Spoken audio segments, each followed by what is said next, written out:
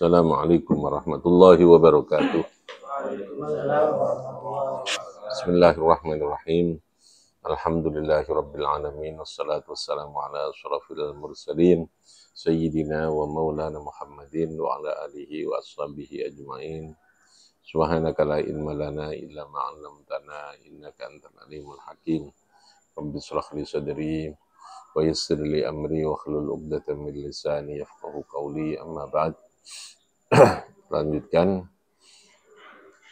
kajian kita tentang sistem syariat dalam Islam, bicara tentang hukum fikih zakat ya, fikih zakat. Ini ada zakat mal, ada zakat fitrah. Yang kata kuncinya adalah sama, pembersihan terhadap diri pribadi, pembersihan terhadap jiwa, namanya zakat fitrah. Lalu kemudian ada zakatul mal, pembersihan terhadap harta benda yang kita miliki.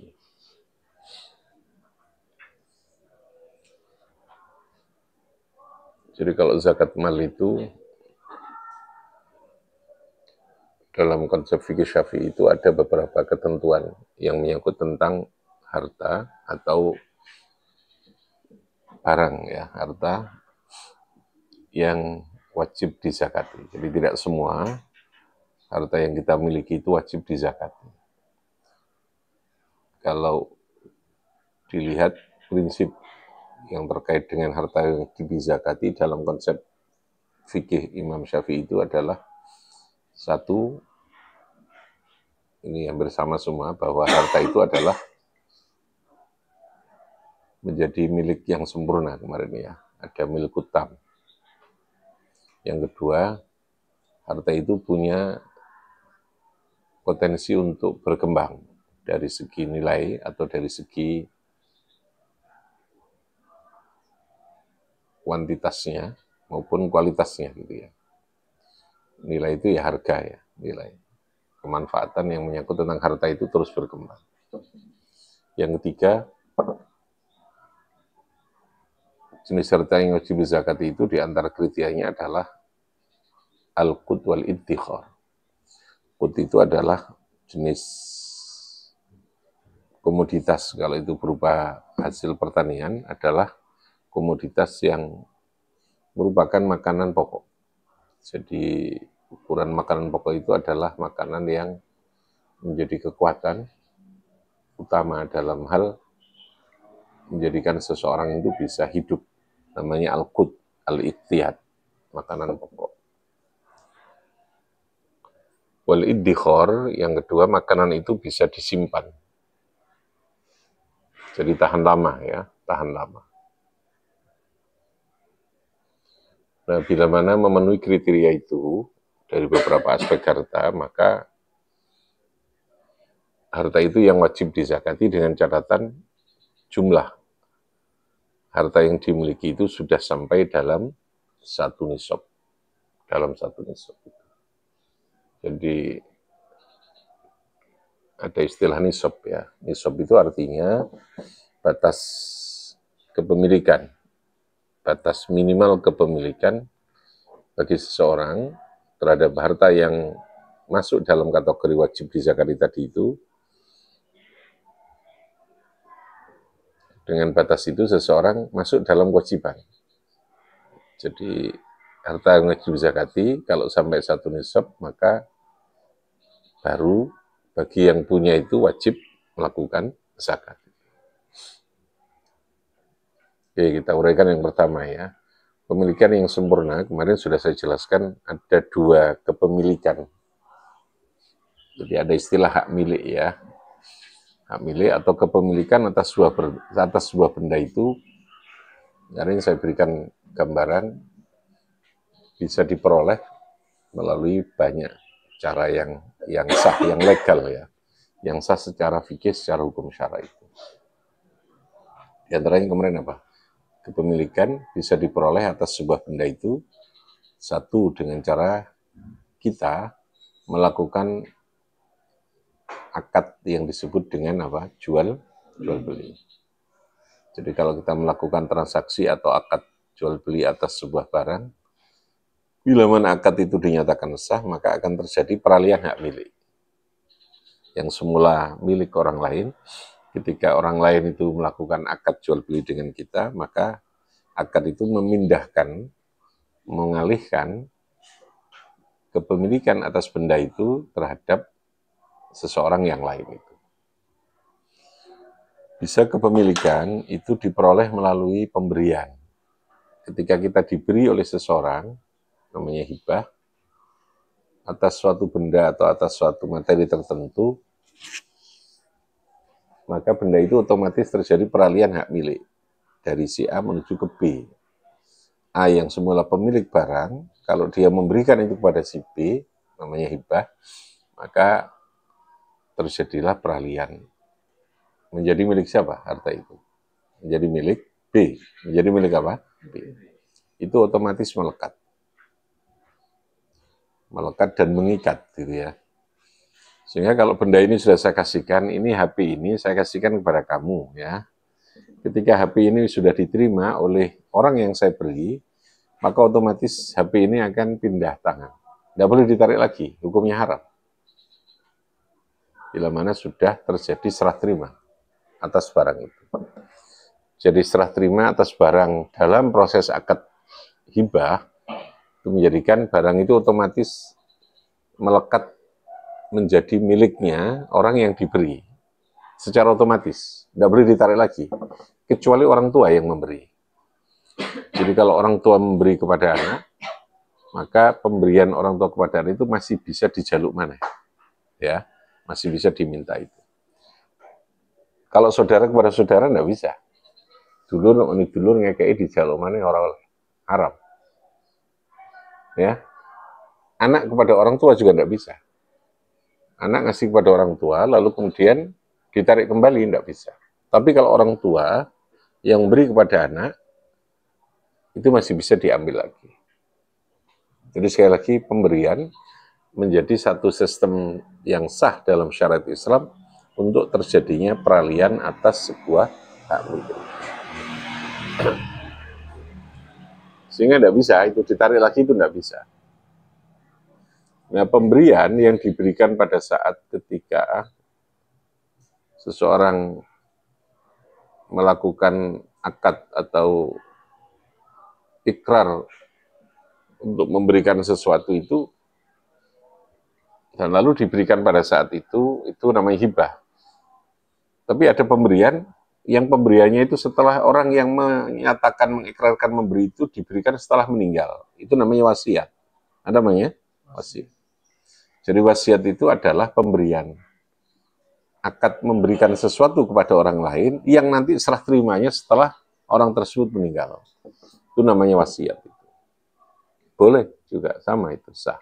Menjadi cara untuk mendapatkan hak milik. Makanya seorang yang meninggal itu pasti harus dicek dulu. Satu, hutang piutangnya harus selesai. Yang kedua adalah wasiatnya juga harus selesai. Diambilkan dari harta yang dia tinggalkan, namanya tilkah. Sebelum dilakukan proses waris, pembagian warisan. Atas tilkah itu. Nah, wasiat itu menjadi bagian dari kewajiban yang harus dipenuhi bagi si mayit. Jadi saya ulangi ya, kalau pemberian atas suatu benda oleh seseorang pada orang lain, yang di dalam pemberian itu dia menyatakan, engkau nek aku wis gak ono, aku wis meninggal, barang iki engkau ngene kedue iki. Namanya apa pemberian? Namanya apa? Wasiat. Apakah harus ketika orang itu sakit? Tidak. Paham ya? Tidak. Tidak ada persyaratan wasiat itu mendekati meninggal, karena kita tidak tahu meninggal itu kapan. Paham ya? Kriterianya adalah ketika pemberian itu, penyerahan. Pemberian, penyerahan atas barang yang diikrarkan untuk diberikan itu, ketika diberikan setelah meninggal, itulah namanya wasiat. Itu menjadi tanggungan mayit sudah. Kalau dia meninggal harus diberikan. Anaknya tidak boleh, ahli waris tidak boleh, lalu kemudian menahan atau tidak memberikan, itu berdosa nanti. Ahli warisnya itu. Dengan catatan tidak boleh lebih dari 1/3 atas hartanya. Maksimalnya berapa? Sepertiga. Jadi kalau dia melakukan wasiat atau pemberian ketika masih hidup yang diberikan atau diserahkan setelah meninggal, melebihi dari sepertiga, maka yang wajib diserahkan oleh ahli waris itu hanya sepertiga. Selebihnya boleh dipenuhi wasiatnya, boleh tidak dipenuhi. Paham ya? Itu bahasa fikihnya namanya illa ayyujizaha al-warasah. Kecuali ahli warisnya memberikan persetujuan atas kelebihan dari sepertiga tadi.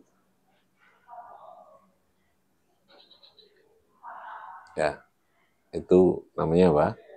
Wasiat.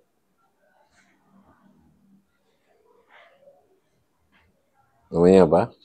Wasiat.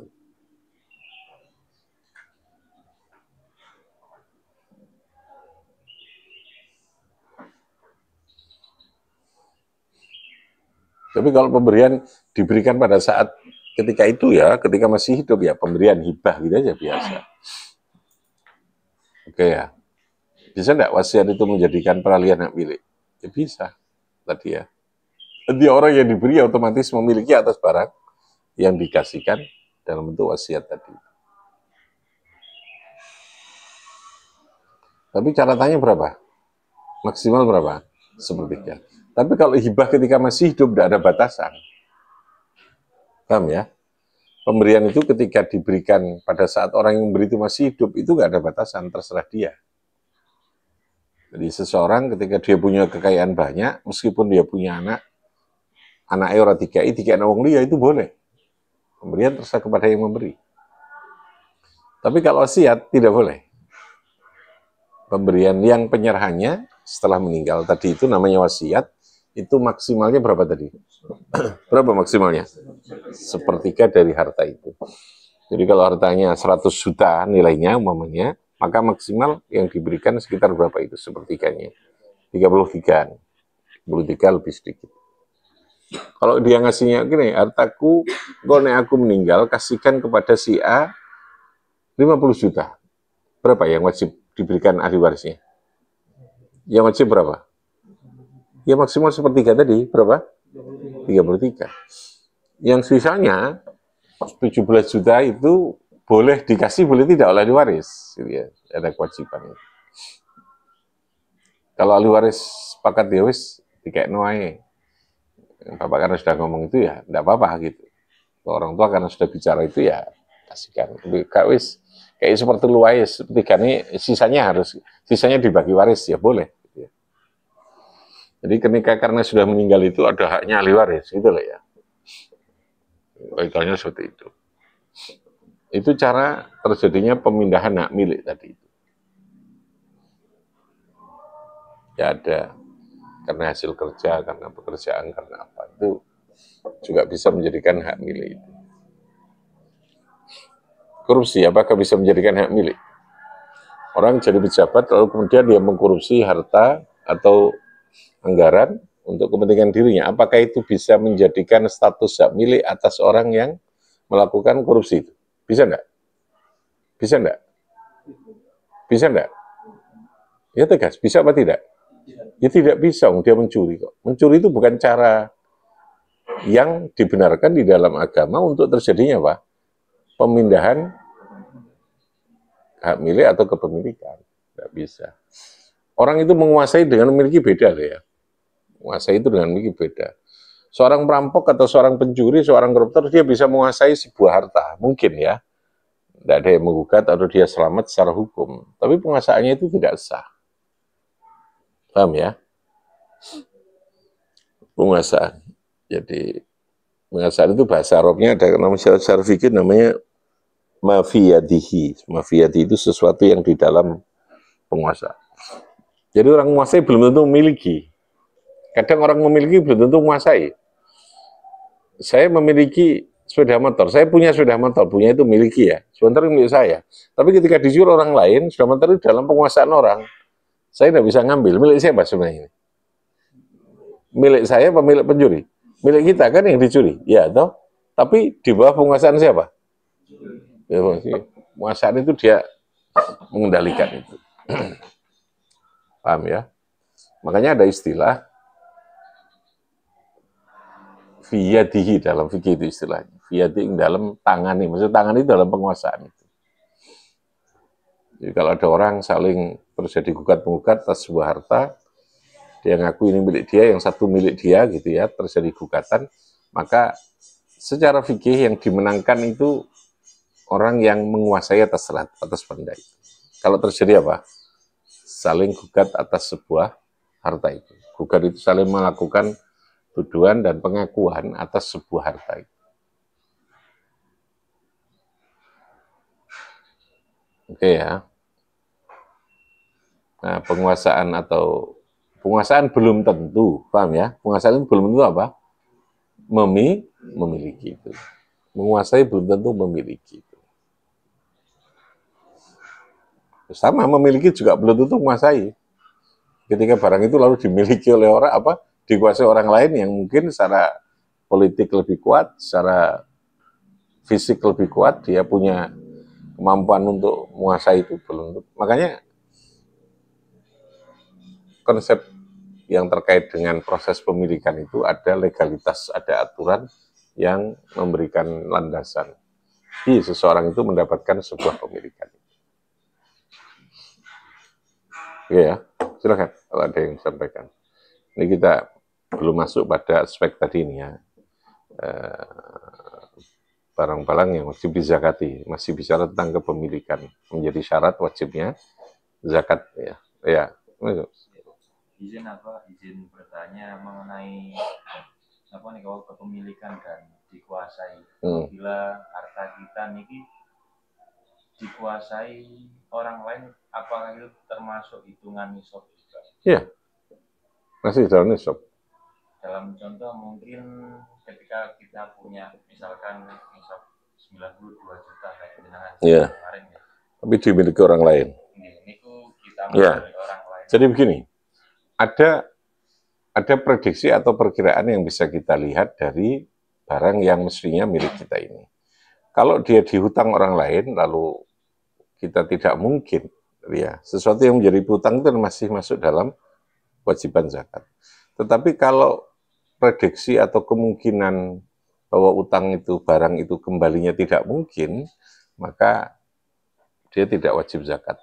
Itu berarti sudah mafqud. Barang itu dianggap sebagai barang yang hilang atau musnah. Paham ya? Berarti kita sudah terjadi kehilangan kepemilikan karena terjadinya penipuan atau karena terjadinya perampokan atau karena terjadinya penipuan, ketidakmampuan orang yang kita pinjami umpamanya. Dia sebenarnya punya tidak itikat ingin ngemplang atau ingin melakukan tindakan wan prestasi, tidak mau membayar hutang, tapi karena dia tidak mampu, ya. Nah, maka berarti kita bebas dari zakat tadi.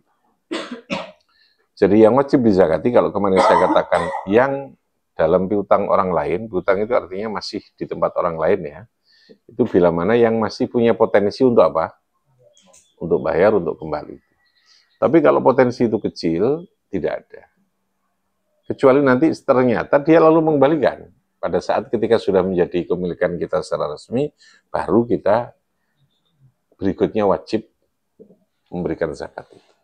Tapi kalau masih prediksinya atau masih pada potensi yang tidak bisa diharapkan kembali ya,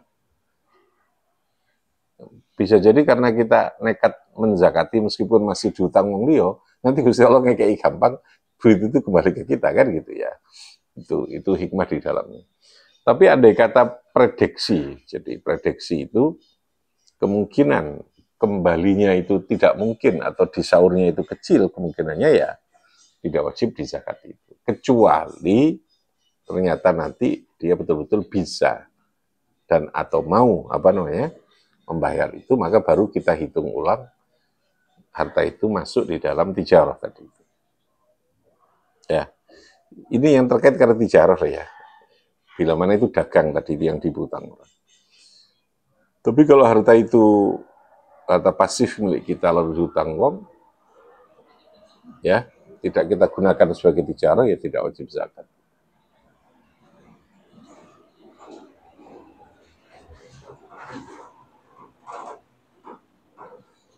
Oke. silakan.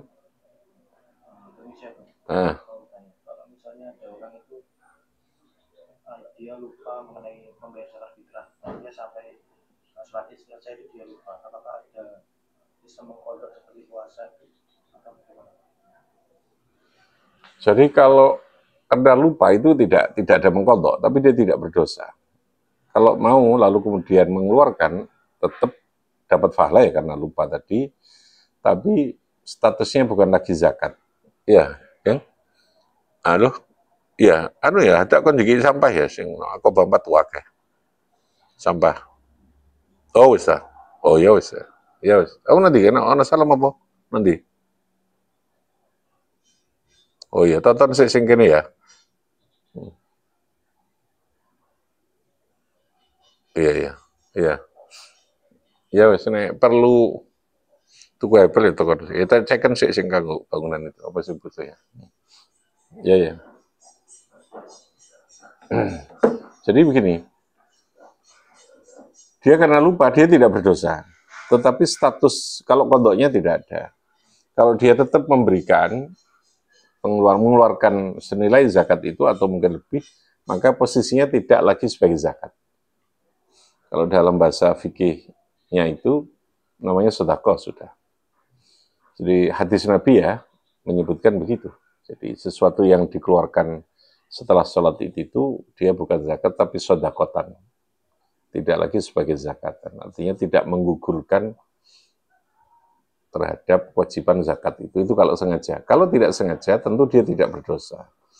Tetapi kalau dia tetap mengeluarkan itu, maka status pemberian atau pengeluaran senilai zakat tadi itu, maka itu tidak menjadi status zakat. Dan bukan qadha, tidak perlu qadha.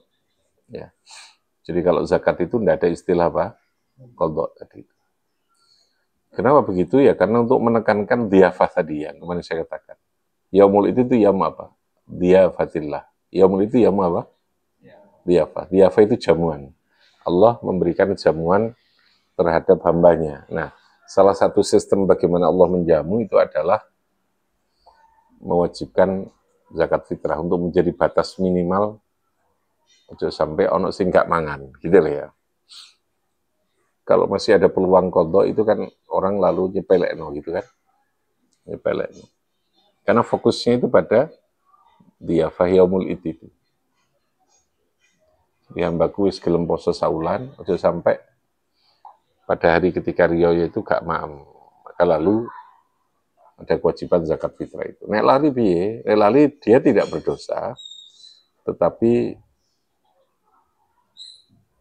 ketika andai kata tadi dia tetap mengeluarkan itu, ya dah, sebagai bentuk penyesalan atau sebagai bentuk menambeli kelupaan tadi itu, ya itu bukan zakat fitrah, tapi sedekah. Andai kata tidak, ya karena lupa ya tidak apa-apa. Kemudian selali ya wis aku gak usah kayak zakat fitrah, ya ora apa-apa. Karena lupa itu menghilangkan terhadap beban kewajiban.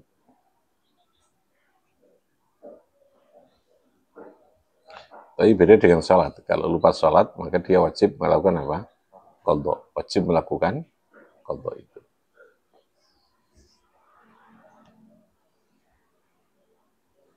Karena limit waktunya itu sangat terbatas untuk zakat fitrah tadi ya. Terkait dengan apa? Dhiyafah. Apa?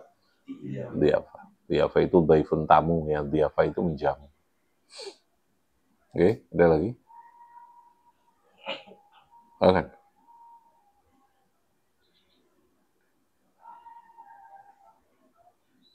Oh iya, saya lanjutkan yang terkait dengan jenis harta tadi yang. Jadi yang satu adalah milkutam tadi ya, wajib zakat dengan apa? Milkutam. Yang kedua, harta itu memang merupakan harta yang wajib dizakati, karena tidak semua harta itu wajib dizakati tadi. Nah, ciri harta yang wajib dizakati itu secara umum adalah dia memang mempunyai nilai potensi ya, berkembang, gitu ya, berkembang secara nilainya maupun secara kuantitasnya.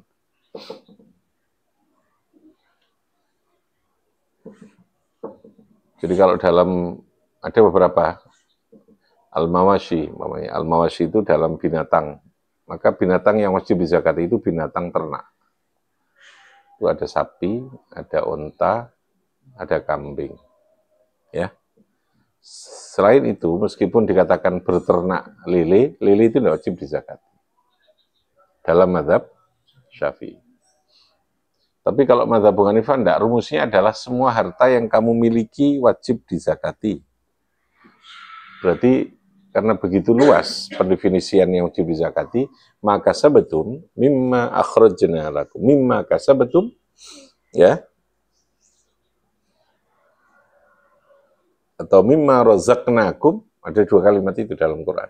Dari segala hal yang kamu saya kasih rezeki, atau segala hal yang kamu melakukan usaha. Atau mimma akhrajna lakum, sesuatu yang saya keluarkan dari bumi untuk menjadi penghasilanmu. Nah, dari kalimat ini, mazhab selain Imam Syafi'i, Abu Hanifah terutama, itu mewajibkan semua harta yang kita peroleh dari jenis apapun usaha kita. Yang kedua, dalam bentuk apapun harta itu jenisnya, gitu ya. Sehingga kalau kita mau ternak ayam, paham ya, wajib zakat itu. Meskipun itu untuk konsumsi kita, bukan untuk dijual belikan. Kalau dijual belikan kategorinya masuk apa? Tijarah, ya kemarin ya. Anda lele, kalau lele itu dikonsumsi sendiri banyak, tidak dipakai untuk apa? Perdagangan, ya tidak wajib. Lele akan menjadi wajib dizakati ketika menjadi apa? Menjadi komoditas apa? Perdagangan. Namanya apa? Tijarah. Apa namanya? Tijarah.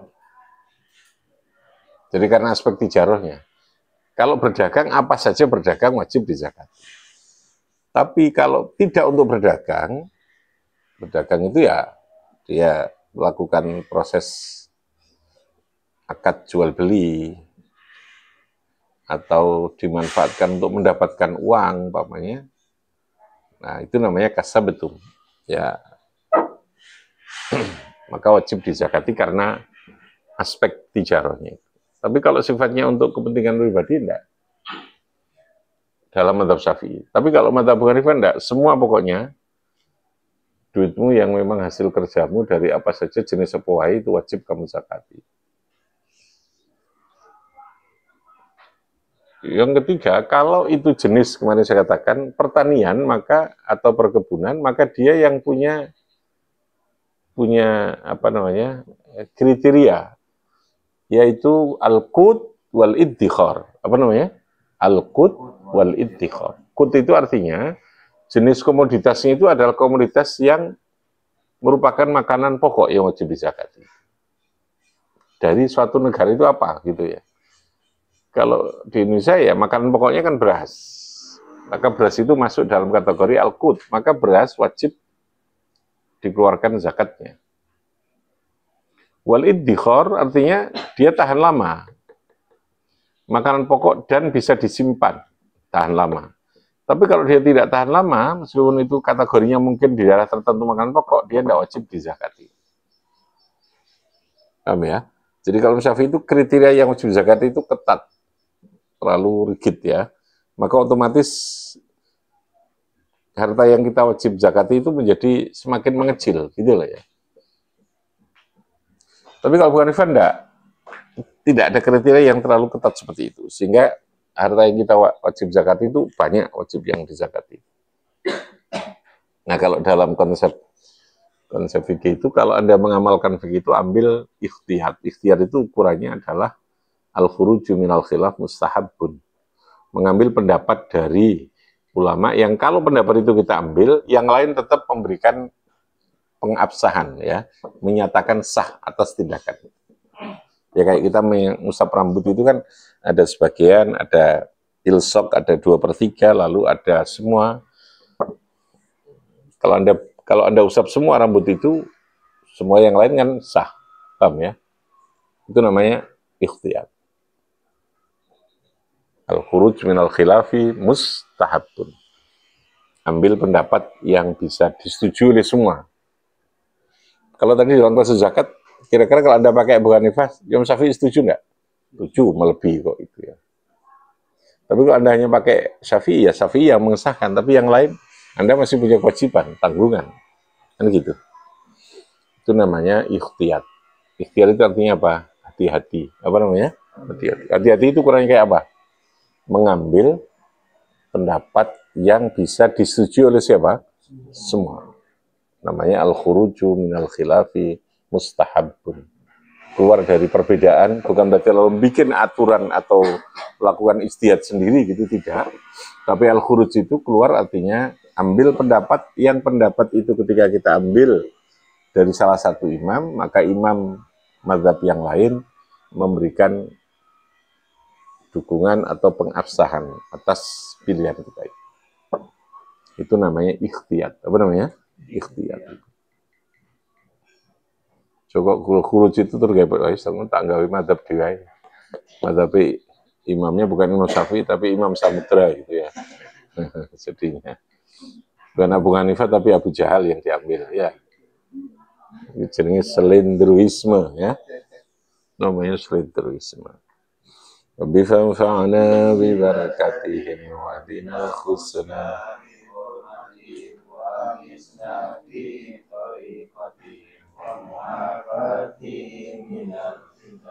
Rabbi fanfa'na